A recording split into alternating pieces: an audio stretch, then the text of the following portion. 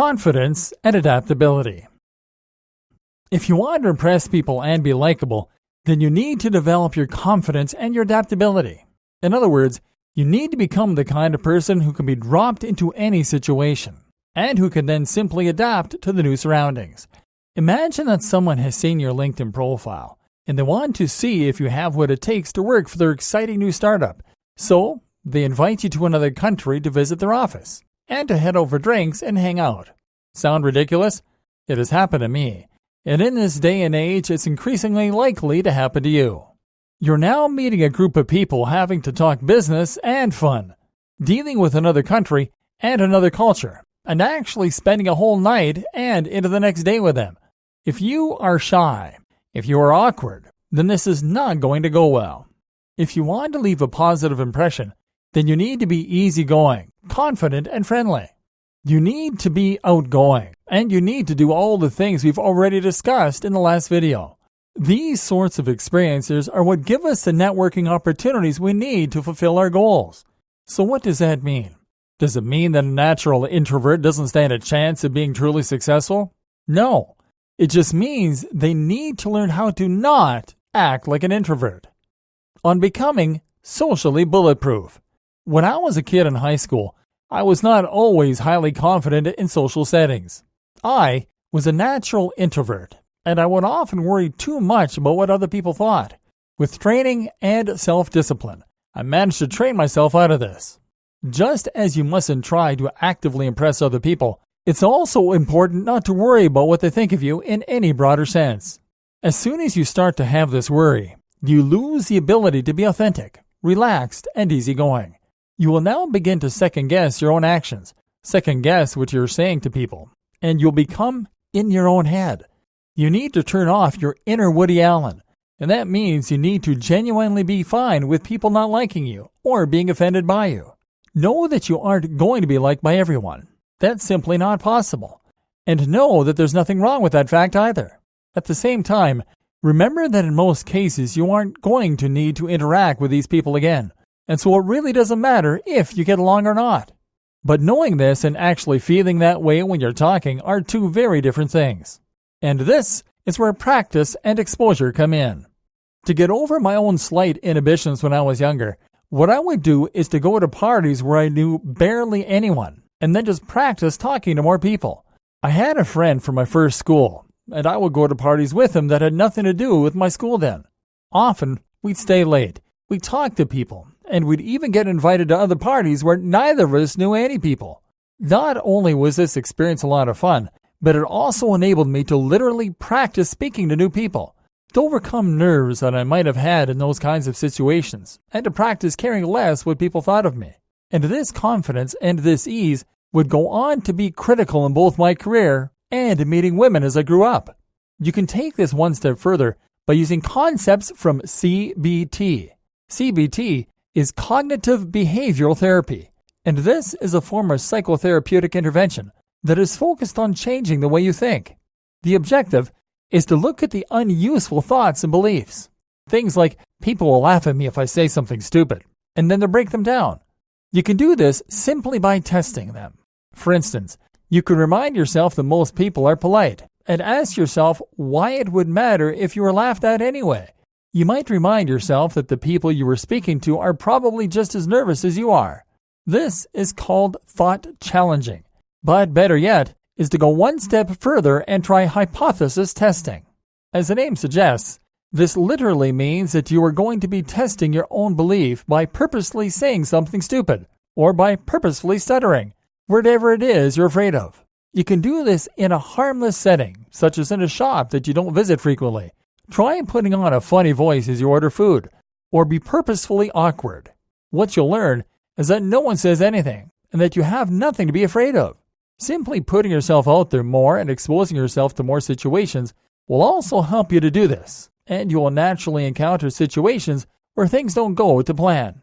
You'll learn that it's fine to say something awkward once in a while, or to stutter a little. And moreover, you will become accustomed over time to these situations, such that you'll become desensitized. Go to enough parties, and eventually you stop being afraid of situations like that. It becomes normal.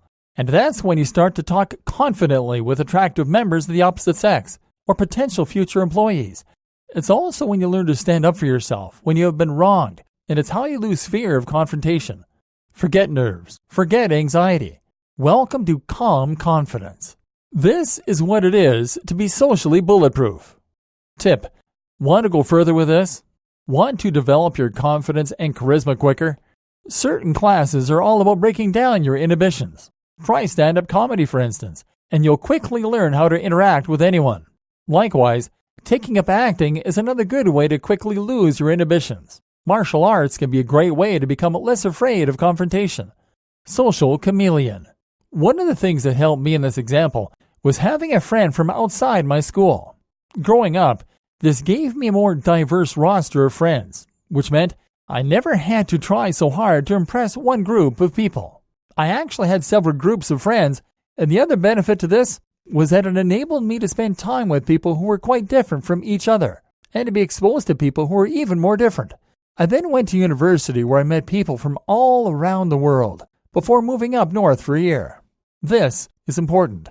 We've already learned how to be socially bulletproof, but this adaptability will allow you to become a social chameleon too, so that you can impress everyone from your partner's parents to a group of football hooligans. The key is to remain yourself while still adapting your language and which side of yourself to embrace. Don't do anything out of character, or again, it seems weak and eager to please, but simply hold back certain parts of yourself so that you aren't swearing wildly in front of your girlfriend or boyfriend's parents. Still, show your real sense of humor, and they'll likely feel respected as a result. Perhaps most important of all is not to judge anyone for being different. If people feel judged by you, then their response will be to judge back, and that's when things don't always end well.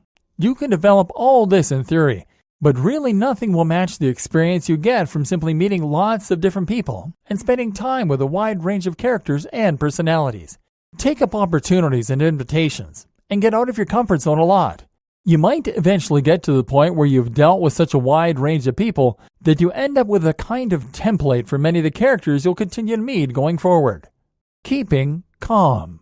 Whether it's when meeting a new group of people or it's when something goes unexpectedly wrong, being able to stay calm and in command of your response to a situation is also a skill worth cultivating. This will come a lot from some of the CBT we've already discussed, and you can apply this to broader situations. Asking yourself, for instance, whether panicking and getting into a flap really helps, or just how bad the worst outcome can be. At the same time, though, it's also useful to be more aware of your own body and biology, and the role this plays in our fight or flight response. When in a high-pressure situation, your body responds by releasing neurotransmitters, dopamine, norepinephrine, and cortisol. These increase the heart rate, contract muscles, speed of breathing, and more. This helps us in case of physical confrontation, but in all other situations, it is a hindrance. When it comes to being witty and charming, having a mind that is racing doesn't help. Again, desensitization through practice will help this, but also useful is to simply breathe gently and steadily, while being sure to completely inflate and deflate the lungs each time as you do. This actually activates the rest and digest state, which is the opposite of fight or flight, and which will suppress many of those symptoms. You'll be calmer, more relaxed, and more at ease. Try to focus on body language too. Not only does body language communicate a lot about you, but it can also actually end up steering your state of mind. Adopt a more relaxed posture, and your mind will follow. There are supplements you can use to help keep yourself calm too, and these might be useful when going into a potentially high-pressure situation. For example, L-theanine can be useful for reducing your stress response and helping you to stay relaxed, as can a range of apoptogenic herbs.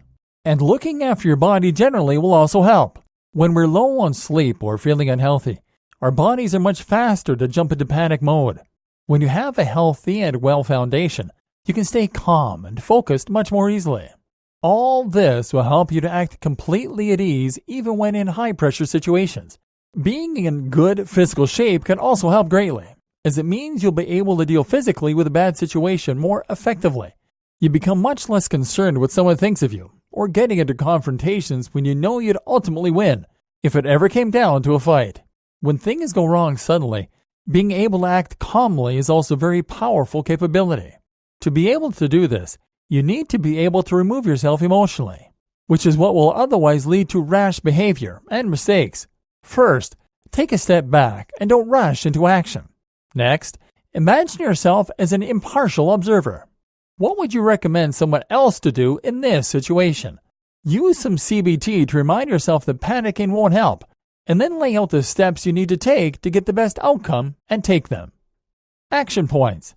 This time, our takeaway points are: practice putting yourself in stressful situations. Consider trying stand-up comedy or drama classes. Use CBT to remind yourself that it doesn't matter if you aren't always perfectly charming. Be yourself, and don't worry whether others like you. Take as many opportunities as possible, and develop as diverse a range of friends and colleagues as possible. Detach yourself from truly stressful situations by removing yourself emotionally.